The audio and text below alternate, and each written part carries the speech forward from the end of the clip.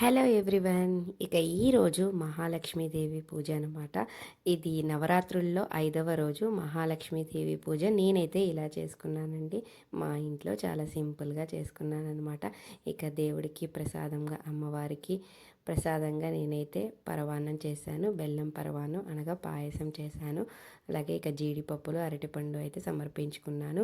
Next కుంకుమతో నేనైతే లక్ష్మీదేవి అష్టోత్తరం అయితే చదువుకున్నానండి. కుంకుమ ఇంకా పూలను ఉపయోగించి ఇంకా నా పూజ అయితే ఇలా జరిగిందనమాట. ఉదయాన్నే లేచి ఇల్లంతా కూడా శుభ్రం చేసుకొని ఆ తరువాత ఇక స్టవ్కి అయితే పసుపు కుంకుమ బొట్లు అయితే పెట్టేశాను. ఆ తర్వాత ఇక పాయసం వండడం స్టార్ట్ చేశాను అనమాట. ఈలోపు దేవుడికి పూలన్నీ పెట్టి అలంకరించుకొని ఆ తర్వాత దీపం అయితే వెలిగించానండి. ఇంకా ఇప్పుడు నా పూజ అంతా అయిపోయిన తర్వాత ఇక దేవుడికి పాయసం నివేదన ఇచ్చేసి ఆ తర్వాత నేనైతే ఇక హారతి అయితే ఇచ్చేసాను అనమాట.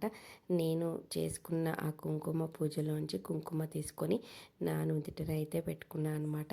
ఇంకా అమ్మవారికి ఇష్టమైన పసుపు కుంకుమ ఇంకా లక్ష్మీదేవి కదా, అందుకని లక్ష్మీదేవి అంటే డబ్బుల్ని కూడా అనగా కాయిన్స్ని అయితే పెట్టుకున్నాను అనమాట. నేను ఇక చివరాఖరిగా ధూపం అయితే వేసుకున్నాను అనమాట.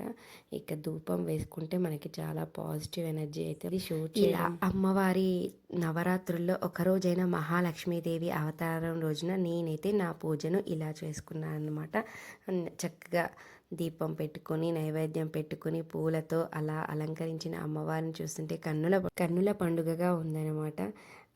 ఆ ధూపాన్ని ఇల్లంతా కూడా నేను వేసాననమాట. అలా వేస్తే ఆ స్మెల్కి అంతా కూడా మనకి పాజిటివ్ ఎనర్జీ అనేది స్ప్రెడ్ అవుతుంది కదా. ఇలా నా పూజ అయితే జరిగింది.